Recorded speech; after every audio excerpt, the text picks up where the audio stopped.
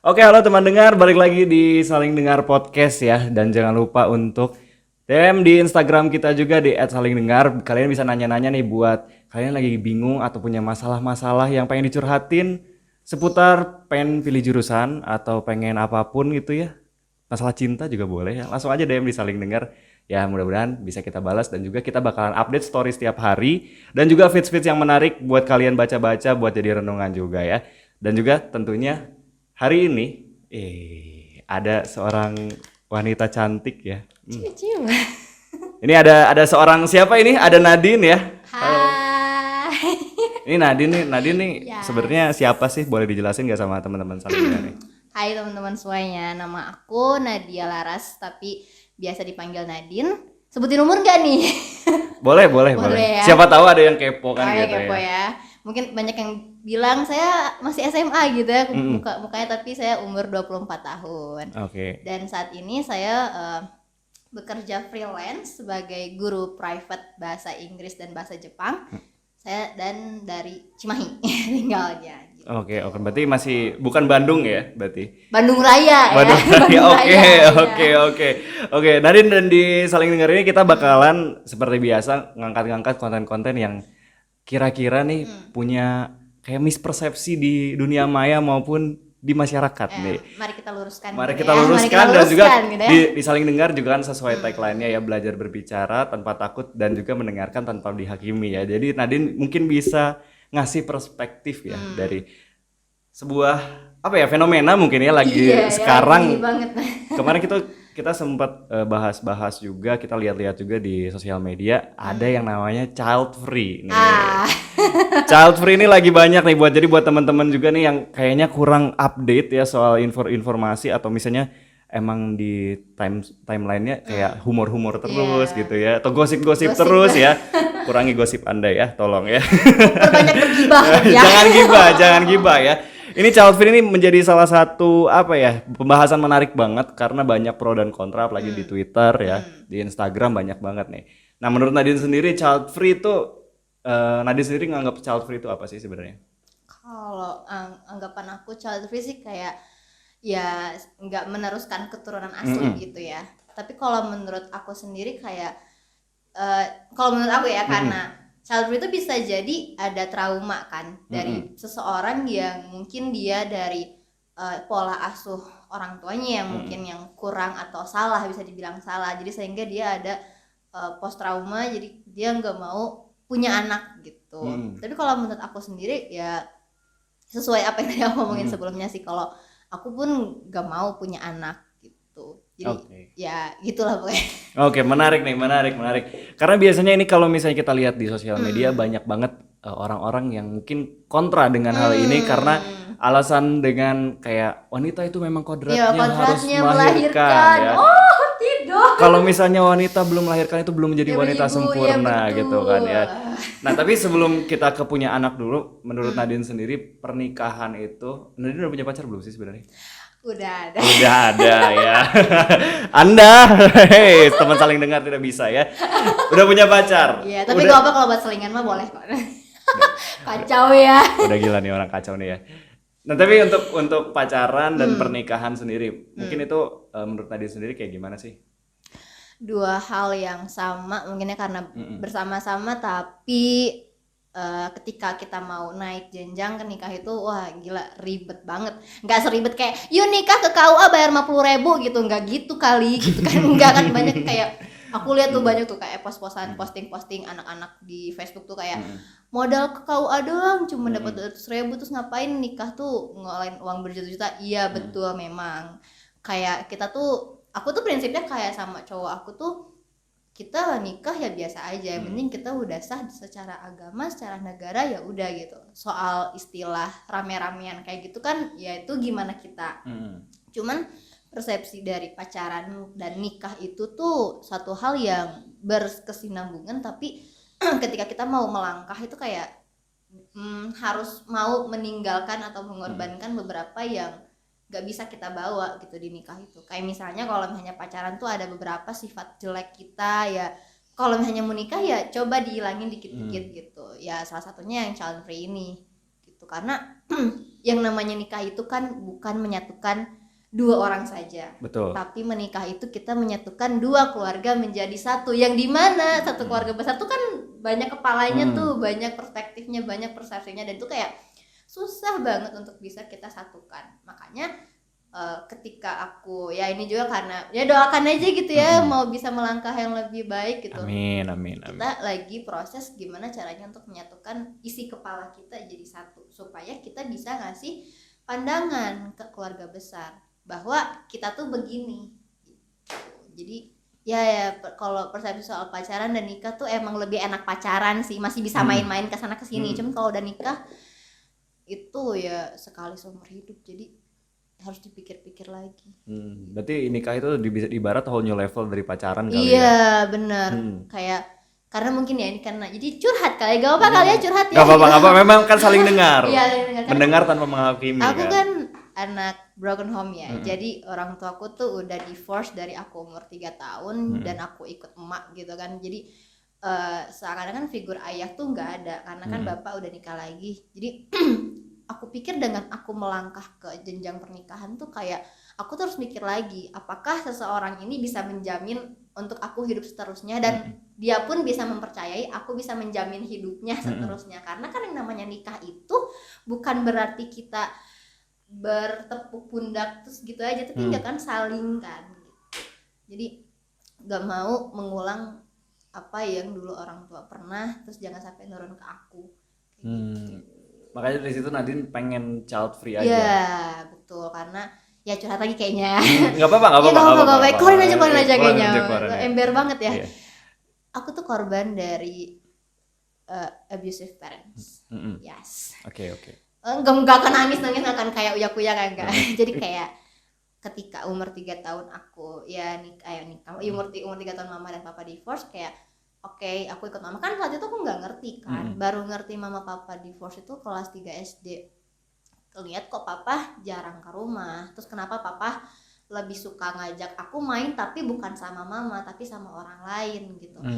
Disitu kayak apa nih, mama nggak mau cerita nih, papa nggak mau cerita nih, aku nanya ke mama yang ada aku dimarahin. Dan ketika aku berbuat salah, misal kayak aku main jatuh misalnya, ada pernah kejadian aku main nih jatuh, lututku berdarah, wah itu ibuku langsung kayak sorry ya, bukan bermaksud menjelek-jelekan ibu, tapi jangan sampai deh gitu teman-teman yang jadi parent sekarang, apalagi anak masih kecil-kecil, jangan sampai kejadian gitu. Karena dari tindakan sekecil itu tuh traumanya sampai sekarang, ngejenggut, terus kayak apa sih, kamu tuh kenapa sih kok kayak gini, kenapa kamu nggak kayak anak lain, diem gitu anaknya gitu, membanding-bandingkan gitu. Terus kayak apa itu namanya, lebih ke ya apa sih istilahnya, sandwich generation kali ya.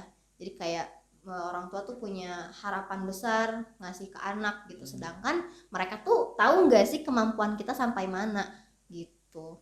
Jadi selama dari umur 3 tahun sampai umur sekarang 24 tuh aku masih merasakan yang namanya kayak oke, aku masih belum bisa keluar dari zona itu gitu, meskipun udah mulai sedikit-sedikit gitu kan, kayak udah mulai mengkat satu persatu gitu. Kayak sama mama aku udah mulai kasih batasan limit, kayak oke, aku bisa biayain, cuman aku hanya bisa biayain ini dan ini hanya sehari-hari aja gitu. Sisanya kalau misalnya mau ya kan aja pakai basuh dan iwayahna gitu kan. Mau nggak mau harus nyari sendiri gitu kan, kayak gitu. Terus kayak ke adekku juga aku lebih karena ini kan ribet banget. Jadi adekku ini sebenarnya adik tiri. Jadi ibuku tuh setelah 5 tahun single tuh dia ketemu lagi, ada terus nikah gitu kan. Jadi nikahnya beda bapak gitu kan. Akhirlah adekku dan terjadi lagi divorce gitu. Jadi kayak ada apa yang salah di orang tua aku, apa yang salah di mama aku gitu. Dan sebagai apa sih namanya, pelampiasannya tuh selalu ke aku, abusifnya entah dari verbal atau enggak dari act gitu. Ya dan itu banyak banget, nggak bisa dihitung pakai jari, cuman jadi banyak banget lah. Pengen banget aku kayak apa sih, speak up gitu, jangan dong gitu, cuman kayak pasti dikasih taunya nih jurus andalan orang tua zaman sekarang nih, durhaka kamu ya. Bener, gitu. Kesel banget gitu. Jadi kayak how to stop gitu. Makanya itulah kenapa aku kayak mikir, oke, aku kayaknya masih belum bisa unstable untuk punya anak gitu. Makanya aku dikasih ujian punya kucing gitu. Jadi kayak gimana caranya aku bisa ngasuh anak tapi lewat hewan gitu. Dan ya itu banyak banget dari asuhan mama aku yang salah gitu. Ke tanam di aku, abusive-nya dapat ada. Aku sering marah-marah, emotionnya unstable, terus lebih kayak nggak bisa make a decision. Jadi kalau aku bikin keputusan tuh kayak aduh gimana ya ini, jadi malah nggak enakan ke aku, jadi kayak people pleasing jatuhnya kayak gitu. Makanya kenapa aku mau child free, karena itu aku nggak mau menurunkan sifat-sifat jelek aku ke anak aku, meskipun kata orang-orang itu egois. Ya itu masalah Anda gitu. Anda bilang saya egois ya mangga gitu, silahkan gitu. Cuman kayak Anda bisa tidak memposisikan Anda seperti orang-orang seperti saya gitu. Lebih ke situ. Oke, tapi kalau menariknya kan adalah Nadine udah tahu gitu ya keburukan-keburukan parenting dari parenting sebelumnya ya kan kayak gimana. Tapi kan gini, argumennya adalah kalau misalnya kita lihat di sosial media kan udah tahu nih keburukannya. Masa sih nggak punya anak pengen menjadikan anak itu ya nggak ngulang-ngulang keburukannya lagi gitu kan. Kita udah tahu ya, kita bisa mencegah atau gitu. Menurut Nadine sendiri gimana tuh? Kalau untuk mencegah ya, sebenarnya aku punya plan B sih daripada, maksudnya karena ya kita kan, maksudnya orang tua kita kan baby boomer banget ya, maksudnya pasti aduh masa sih nggak mau punya anak banget, seenggaknya usahalah mau punya anak gitu kan. Aku tuh punya plan B sama pacarku, kalau misalnya misal ternyata mereka nggak mau gitu, tetap kekeh gitu kan, aku punya satu ide sih, aku mau adopt. Jadi ini tuh udah dari kecil dulu kan, waktu zaman TK kan aku sering banget diajak ke panti asuhan sama mama, dari sekolahan juga, dari TK dulu tuh suka ke panti, terus kayak ngelihat anak yatim piatu tuh kasihan banget loh sumpah. Mereka tuh masih pada bayi-bayi, ada yang masih kecil, terus mereka tuh kayak ngelihat kita tuh kayak udah ngarep banget gak sih mukanya, kayak adopt me gitu, ayo adopsi aku gitu, kayak udah, karena mereka tuh masih kecil loh, tapi mereka kayak udah ngerti gitu, pengen banget rasanya punya dikasih kasih sayang sama orang-orang tersayang gitu. Makanya dari situ kayak aku kayak mikir kayak kenapa nggak aku adopsi anak di panti aja sih, karena aku mikir kayak di luar sana tuh masih banyak anak-anak yang lebih kurang beruntung daripada aku, yang mereka lebih butuh kasih sayang aku sama pacarku ini gitu, kalau benar-benar jadi suami istri gitu, seperti itu. Terus kayak ya itu inginnya adopsi gitu, dari situ. Dan satu lagi sih, karena Indonesia ya masalah child free ini tuh gak bisa dipandang sebelah mata, karena kita ini kan ya udah tahu ekonominya lumayan begitu rendah kan, maksudnya orang-orang pun bekerja juga zaman pandemi kayak gini kan unstable juga ekonomi, dapat dari mana pendapatannya gitu. Nah kami pun berpikir ke situ gitu. Kayak gitu. Untuk saya membiayai diri saya sendiri pun saya masih kayak harus gitu, masih fight padahal umur saya udah segini, dimana teman-teman saya tuh mereka udah pada siap, udah pada punya anak, udah nikah, udah bagaimana bla bla bla dan sebagainya, sedangkan saya masih harus menata diri saya untuk berdiri lagi gitu. Jadi saya kayak ini aja koordinasi maksudnya lebih kayak ngobrol sama pacarku, kayak dia juga sama gitu. Untungnya ya emang Tuhan tuh ngasih jalan kali ya, saya diketemuin sama pasangan yang saling ngerti juga gitu, dan pasangan juga sama ingin child free juga, dengan beberapa konsekuensi dan plan-plan selanjutnya gitu. Jadi ya alasan saya pengen child free itu selain trauma juga karena faktor ekonomi gitu, karena pada zaman sekarang punya anak tuh duitnya harus gede loh. Benar gede banget. Jadi kayak satu anak tuh kita penghasilannya harus minimal 5 juta atau 8 juta udah di tangan tuh bersih gitu kan. Dan itu tuh dua-duanya harus sama gitu nominalnya gitu. Kayak gitu. Dalam mending buat diri sendiri aja gitu. Kayak gitu sih. Terus kayak pencegahannya tadi ya, pertanyaan pencegahannya.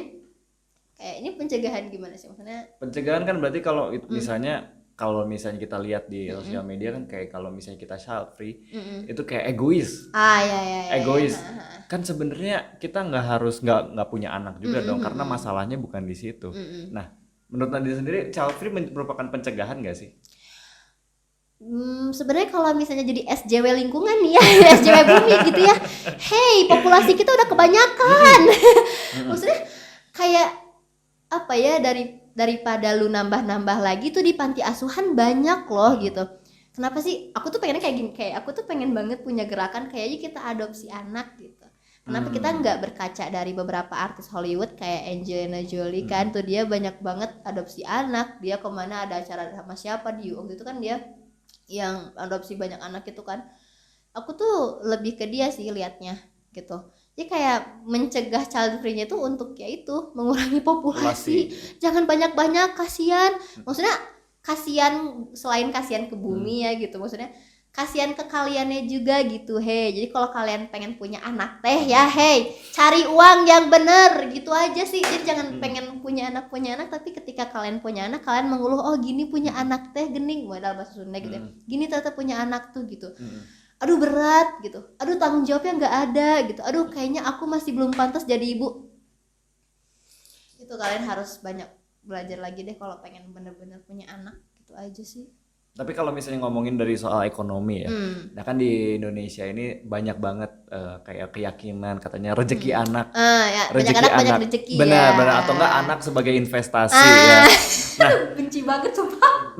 Nah ini menurut Nadine sendiri gimana sih nanggepinnya? Menurut pendapat Nadine sendiri, banyak anak banyak rezeki, anak investasi, anak juga mungkin jadi apa ya? Jadi sebuah penghiburan gitu ya, kayak aduh udah gemes nih sama orang-orang Indonesia tuh masih berpikiran kayak gitu.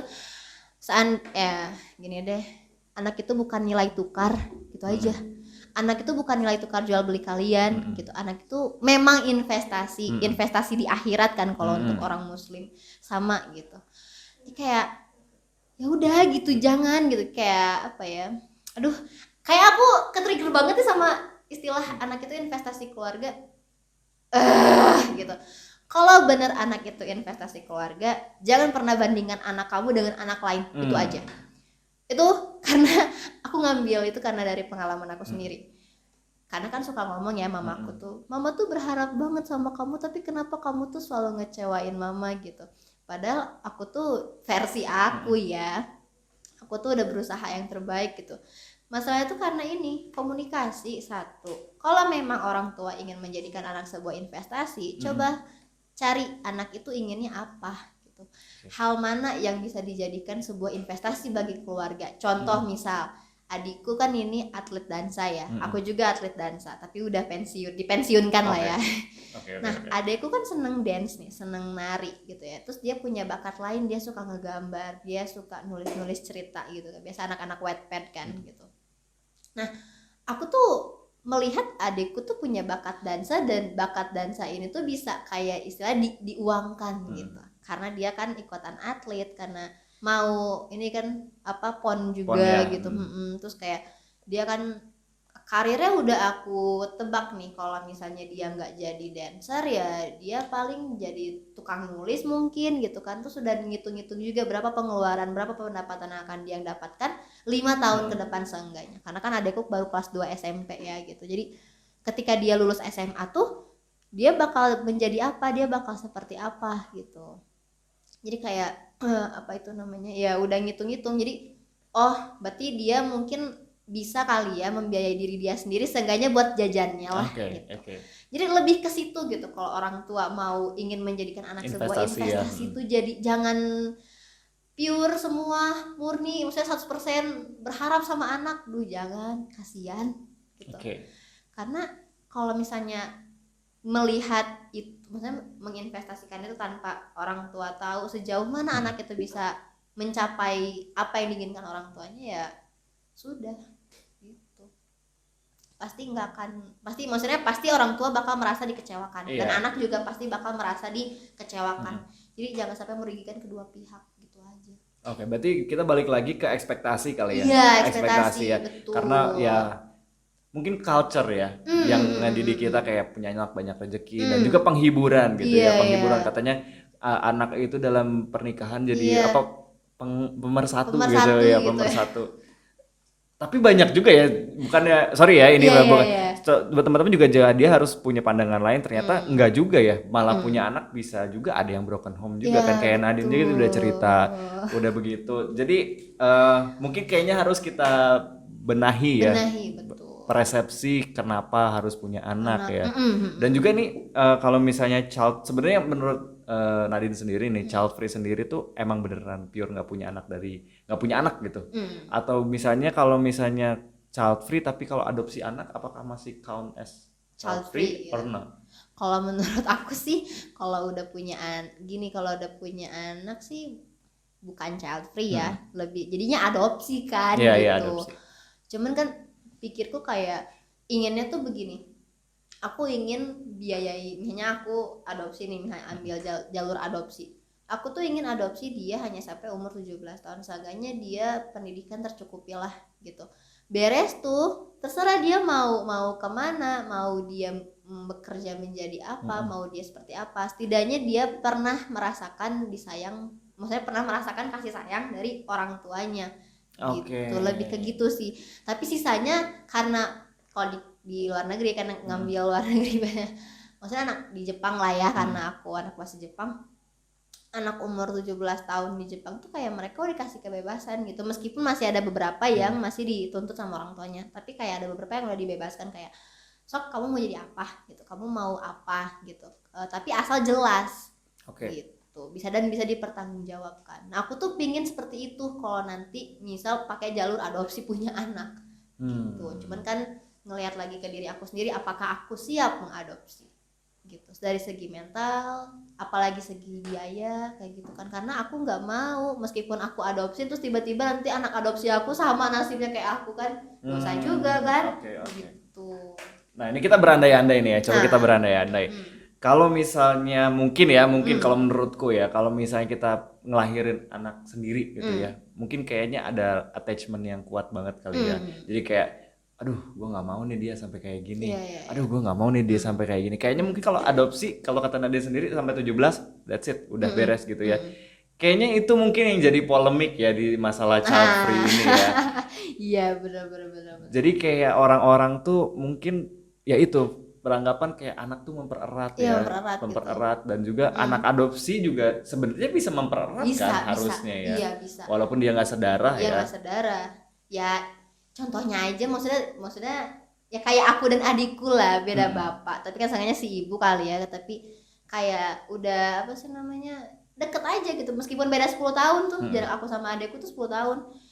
Awalnya tuh aku tuh nggak mau banget punya adik, tapi ketika lihat dia kayak itu si attachmentnya itu kayak oh iya aku harus menjadi kakak yang baik gitu, ngasih contoh yang baik gitu, itu udah contoh lah, maksudnya lebih ke kalau kita punya anak ya itulah gitu, si apa namanya visualisasinya lebih ke situ gitu. Cuman kayak banyak orang-orang bilang kayak aduh jangan adopsi dong gitu, nanti takutnya anak adopsinya jadi ngelunjak atau gimana kan banyak kejadian yang kayak gitu tuh.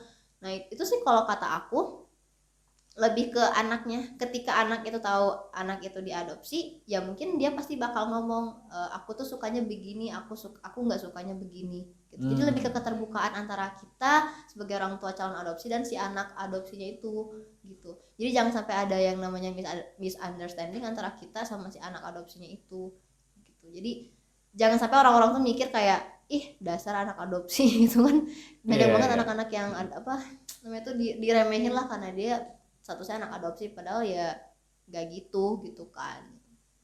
Oke. Jadi tadi kita udah ngobrolin soal child free, kenapa milih child free, pasti ekonomi ya yang lagi kita. Tapi kayaknya kalau misalnya kita udah tajir melintir, punya anak ya mangga banget. Ya udah gitu ya. Tapi itu masih bisa ada argumen nih. Biasanya kalau ada feminisme nih ya kan. Ini kayaknya child free, feminisme tuh jadi kayak bahan obrolan banget nih di sosial media. My body, my rules ya gitulah. Iya, pokoknya yang gitulah ya yang pada bilang gue nih ngandung anak lu laki-laki enak-enakan banget gitu kan ya. Nah, Nadine kan belum pernah menikah.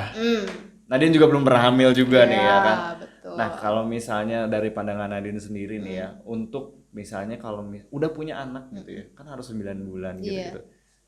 Apakah mungkin orang-orang yang memilih child free itu udah parno duluan gara-gara dengar orang lain kayak wah hamil tuh begini, nanti begini sakit segala macam. Menurut Nadine sendiri ada nggak? Karena aku kan sepupu-sepupu aku udah pernah nikah nih ya. Jadi udah ambil banyak namanya pengalaman lah dari aku kan punya kakak. Jadi sebenarnya aku tuh anak kedua dan ketiga bersaudara kan. Aku punya kakak dan kakakku nikah, punya anak, dan aku pernah ngasuh tuh, maksudnya banyak ngasuh keponakan juga kan. Terus banyak juga sepupu-sepupu yang udah nikah terus punya anak gitu. Jadi bukan jadi kayak parno, aduh gak mau punya anak, bukan. Jadi kayak lebih ke apakah aku siap atau tidak menjadi orang Oke. tua itu. Karena kejadiannya kalau sama sepupu-sepupuku aja buka aib deh, nggak apa-apa lah pokoknya. Pokoknya jangan sampai kejadian sama teman-teman yang pengen nikah tapi mau punya anak atau enggak. Jadi pikirin dulu ini. Jadi ketika mereka punya anak, mereka tuh nyesel duluan gitu. Oke. Punya anak tuh gini, gening cenah, maksudnya harus bangun pagi, nyuciin baju anak bayinya gitu kan. Terus kayak mana harus nyuciin bekas dia nifas dan kayak gitu kan. Mungkin kalau untuk ibu baru melahirkan 40 hari kan gitu. Sebenarnya itu tuh nggak boleh, maksudnya kalau menurutku ya nggak etis kalau untuk ngeluh seperti itu. Oke. Serius. Apalagi ada sepupu aku yang anaknya udah umur 5 tahun tuh ya, terus dia sepanjang ngasuh tuh pernah lagi kumpul keluarga kan, emang dia aku tuh Natal gitu kan, Natal sama Lebaran tuh kumpul lah gitu. Dia tuh ngeluh aja kayak aduh makanya punya anak tuh harus mikir-mikir lagi, jangan kayak aku. Jadi dia sambil gendong anaknya. Andai anaknya itu udah bisa mikir, apa nggak sakit hati ibunya ngomong kayak gitu aja. Nah, jadi kayak aku mikir kayak oh oke, gitu. Berarti dia tuh siap gak siap berarti jadi orang tua tuh. Makanya kayak oke, berarti aku emang gak siap aja punya anak. Tapi ketika ditanya kapan kamu siap, Kita nggak pernah tahu ya, nggak tahu ya. gitu. Jadi kayak mungkin kalau misalnya tiba-tiba alasannya karena mentalnya unstable atau gimana, ya itu alasan kamu aja ya, jangan dijadikan alasan karena kamu nggak mau punya anak. Nggak bisa kayak gitu. Bukan berarti kita ingin dimengerti ya, mohon saudara-saudara gitu, jangan salah paham gitu. Tapi kayak kita memang hidup di zaman yang apa ya, aku pun pernah dengar sih ada satu hadis kalau di orang muslim, aku nggak tahu tapi tolong dikoreksi Jadi gitu buat ya. teman-teman ya mungkin bisa kolom komentar bisa komentar bisa ya. Tadi ada hadis apa tadi? Jadi ada hadis yang mengatakan kalau asuhlah anakmu sesuai zaman gitu ya. Aku nggak tahu, mungkin bisa dikoreksi sama teman-teman nanti ya. Nah, satu hadis itu kayak nempel banget ya di aku, karena ya ini juga buat para boomer atau misalnya anak-anak kakak-kakak juga yang udah pada punya anak. Asuhlah anakmu sesuai zaman gitu. Jangan sampai anakku itu jadi punya trauma gitu. Karena mungkin karena aku asuhan ibuku kan karena tentara ya, almarhum kakekku kan tentara, terus nenekku juga ya kebetulan cucu pegawai VOC. Karena Belanda juga kan gitu. Jadi kayak asuhannya ya sama-sama strict dan keras dua-duanya gitu. Jadi nurun ke ibuku ke aku gitu. Ditambah ibuku punya mungkin PTSD juga, trauma karena dia 2 kali gagal nikah, jadi dia makin menekan ke anaknya gitu. Jadi ketika harusnya anak itu diberi kebebasan untuk bisa ngomong, tapi malah sama ibuku tuh malah gitu, nggak boleh ngomong gitu. Karena dengan embel-embel anak durhaka. Jadi jangan sampai kayak gitulah gitu. Kalau misalnya misalkan ini lagi zamannya teknologi nih, misalnya kita ambil contoh di mana lagi zaman teknologi nih, anak-anak kan senangnya main HP, main apa gitu kan, handphone, nggak bisa jauh banget dari handphone. Boleh lah kayak gitu, gak apa-apa. Cuman jangan sampai kayak jadi orang tua itu malah jadi abusive gitu loh. Jadi jangan sampai ninggalin bekas ke anaknya karena ya itu. Jadi ya gitu loh pokoknya. Gak bisa disebut juga karena aduh susah banget soalnya. Kayak ngebekas bertahun-tahun loh sampai hari ini. Makanya aku sekarang kalau giliran dibentak sama orang hanya ada orang marah-marah nih, aku langsung gemeter. Wah, gemeter hebat, keringetan. Nggak bisa kalau kayak gitu karena sering disentak dulunya. Terus ada orang udah mau gini nih, udah mau gini gitu. Udah takut duluan gitu. Karena sering gitu sama ibu tiap hari gitu kan. Pasti tiap hari tuh ada kejadian kayak gitu. Jadi udah lah gitu, maksudnya kalau child free itu jangan selalu dipandang rendah lah. karena kami pun punya latar belakang yang berbeda dan kenapa kami ingin child free gitu. Jadi tolong hargai keputusan kami gitu. Dan kalau misalnya kalian yang non child free ini punya pemikiran tersendiri ya silahkan gitu, tapi jangan memaksa kami pun tidak memaksa kalian untuk hayu jangan punya anak, hayu gitu, enggak gitu. Kita punya persepsi masing-masing, jadi udah stop, itu aja. Kami hanya menyampaikan apa yang kami ada, ilmunya kami ada di kepala gitu, jadi udah gitu aja.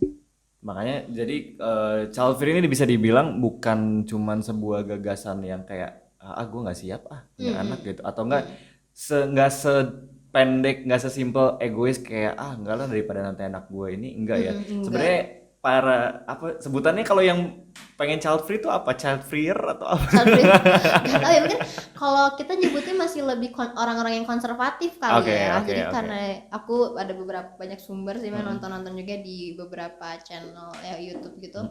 Anak-anak yang child free itu masih konservatif istilahnya. Jadi kayak macam aku, tapi kalau aku dulu emang konservatif, tapi kalau sekarang udah fix child free sih. Gitu. Tapi kan kalau di anak-anak muda Indonesia tuh masih konservatif karena ya itu mereka nggak berani speak up gitu. Jadi mereka tuh masih memilah pros dan cons-nya gitu. Tapi kan kalau aku udah fix banget gitu kalau untuk child free kayak gitu. Jadi masih konservatif lah. Tapi kalau untuk sebutannya nggak tahu kali ya, kalau teman-teman yang tahu bisa ini ngomong juga gitu. Child free enggak ya, tapi child free atau enggak child free enggak gitu. Jadi child free ini sebenarnya nggak sesimpel yang karena kita egois doang, nggak sesimpel karena nggak punya uang juga gitu ya, nggak sesimpel. Tapi kalau misalnya ngomongin masalah mental itu nggak simpel sih ya, pasti dong ya. Itu kalau misalnya trauma, apalagi dia mikirin kalau misalnya itu tuh paling aneh tuh ya, paling wadaw ya. Kalau misalnya kan lu udah tahu nih kejelekan orang tua lu bisa menghentikan itu gitu kayak, tidak semudah itu Bambang. Ya bener sih, si Bambang nonton lagi.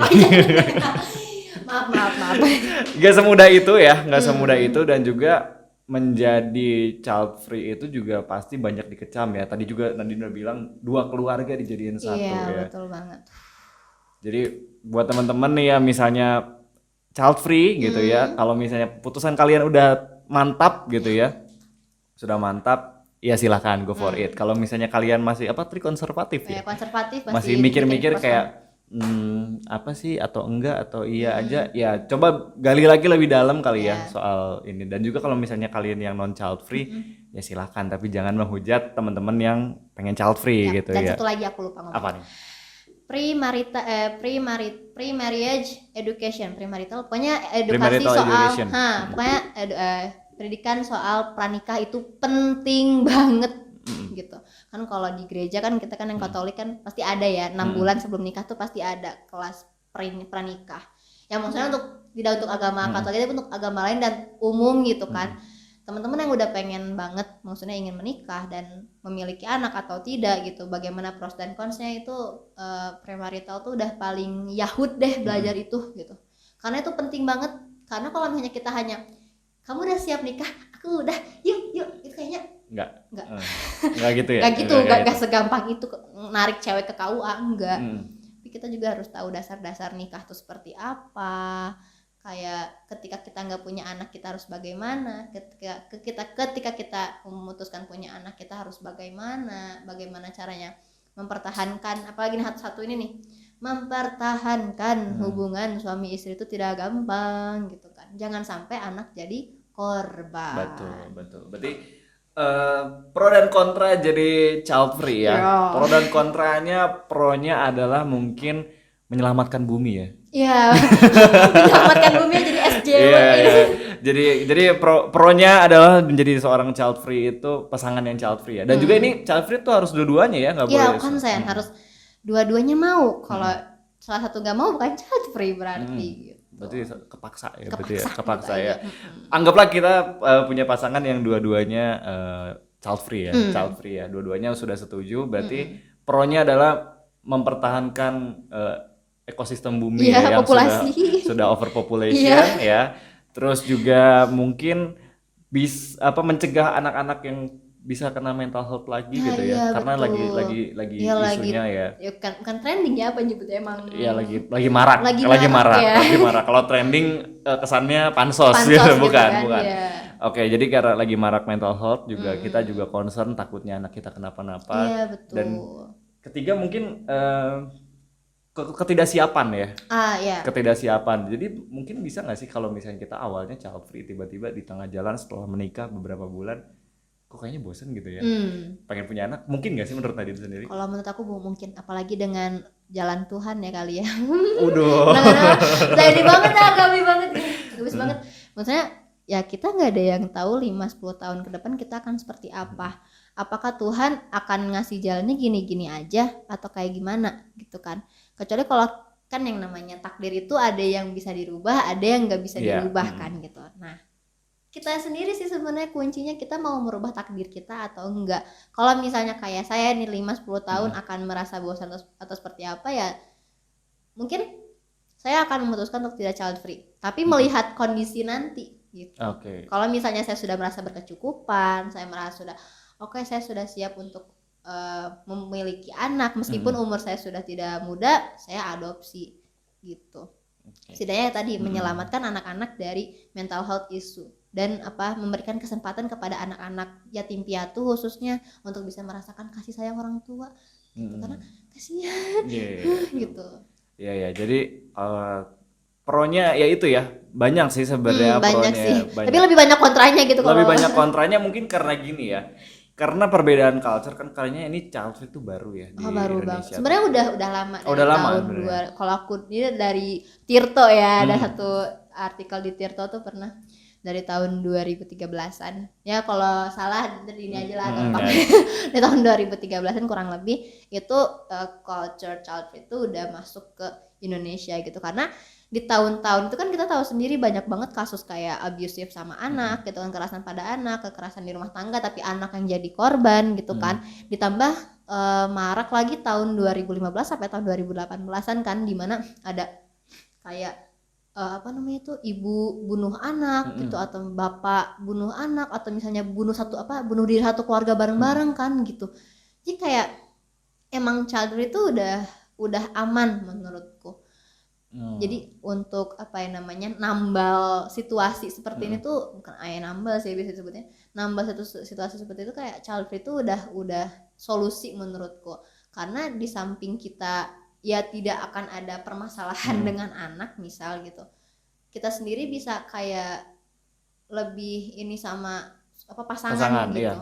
Karena kan kalau ketika punya anak kan ya satu masalah nih, ketika kita punya anak tuh rata-rata hubungan suami dan istri kan merenggang. Benar, karena kan rata-rata istri lebih ke anak ketimbang suami. Suami kerja capek-capek pagi sampai malam, datang-datang istrinya udah ngorok aja sama anak-anaknya. Kapan quality time-nya? Nah, yang ditakutkan tuh seperti itu. Makanya ketika kita mau menikah itu dipikirin lagi, kalau kamu punya anak misal, aku kerja nih, kamu masih mau nggak ngasih quality time ke aku gitu. Kalau kamu udah punya anak, kamu masih mau nggak in the hoy sama aku ya, ini 18 ke atas jadi in the hoy sama aku gitu. Lebih ke situ karena kan ya perceraian itu kan rata-rata ya dari itu juga bosan pasangan gitu. Selain kan dari ekonomi ya. Selain dari ekonomi juga. Nah ujung-ujungnya yang jadi korban anak lagi. Ya. Jadi bisa diambil kesimpulan ya dari seorang Nadine yang untuk sekarang lagi child free dulu ya. Kita nggak tahu ya ke depannya ya. Gitu ya. Kemudian, jadi mungkin buat teman-teman di saling dengar ini bisa kita simpulin kalau misalnya child free itu dinamis ya. Dinamis banget. Jadi siapa tahu kalau misalnya kalian nih yang lagi dengerin lagi child free juga mungkin kayak kayaknya kita child free aja gitu ya. Ya go for it aja gitu ya. Dan juga kalau misalnya ini kayaknya yang kita harus selain belajar juga nih untuk menghargai pendapat kali ya. Betul. Kalau misalnya kalian punya teman yang child free atau enggak child free berantem ya udah gitu, biarin aja gitu, biarin aja. Karena pasti suatu saat yang child free akan pengen punya anak dan yang non child free pengen nggak punya anak. Itu aja sih ya. Pasti gitu ya. Jadi sebenarnya ada pro dan kontranya. Jadi tinggal teman-teman pertimbangkan lagi ya. Atau mungkin ada saran dari Nadine nih kalau misalnya teman-teman kayak masih konservatif gitu ya, kayak child free atau enggak gitu. Oke. Obrolin dulu sama pasangan kamu. Pros dan kontra pasti ini lama banget sih, karena saya dan pasangan pun itu ada 6 bulan kita ngomongin ini.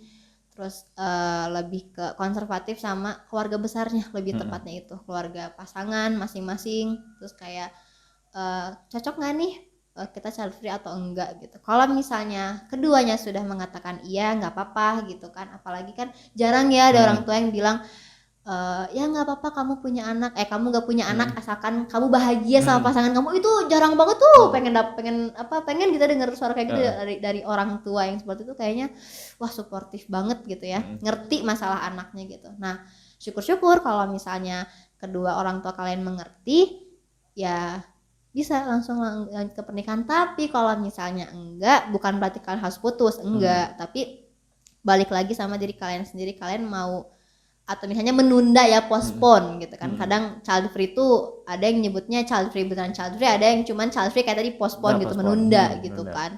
Ada yang pengennya karir dulu gitu, beres nikah, ya itu silahkan gitu ya, obrolkan lagi sama keluarga dan pasangan gitu ya. Semoga gitu ya di zaman-zaman seperti ini boomer kita nih, orang tua kita mulai terbuka, tercerahkan gitu. Dan ya yang namanya judgement tuh pasti ada, karena orang tuh pasti bakal ngomong terus itu aja. Tapi gimana caranya kita meyakinkan ke orang tua kita dan keluarga gitu, kenapa, apa maksud dan tujuan kita gitu. Semoga berhasil. Good luck. Oke, jadi gitu teman-teman ya. Moga-moga opininya Nadine bisa jadi sebuah perspektif baru ya buat teman-teman semuanya. Terlepas itu teman-teman punya persepsi yang berbeda atau misalnya sama atau merasa terwakilkan ya, alhamdulillah kalau misalnya terwakilan ya. Kalau misalnya punya pendapat lain juga bisa di-share di kolom komentarnya di Saling Dengar. Siapa tahu teman-teman punya pendapat lain atau mungkin setuju sama Nadine atau mungkin punya pendapat yang luar biasa. Ya, ayo kita menyelamatkan bumi gitu aja sih. Gak usah pindah ke Mars, gak usah. Udah banyak pro dan kontranya, dan kontranya kita nggak akan bahas ini kan. Nggak usah, jangan negatif kali jangan ya. negatif ya. Positive vibe. Iya, positive vibe aja. Teman-teman juga bisa cek juga ya kalau misalnya mau cari-cari juga di Google sekarang udah banyak banget ya. Udah banyak banget. Dan juga jangan lupa nih teman-teman juga bisa juga kalau mau cerita-cerita bisa di kolom komentar kita di YouTube di bawah nanti, atau mungkin bisa juga di DM di @salingdengar. Siapa tahu kan nanti bisa diangkat ya, bisa kesini juga mungkin teman-teman ya. Jadi Nadine ya.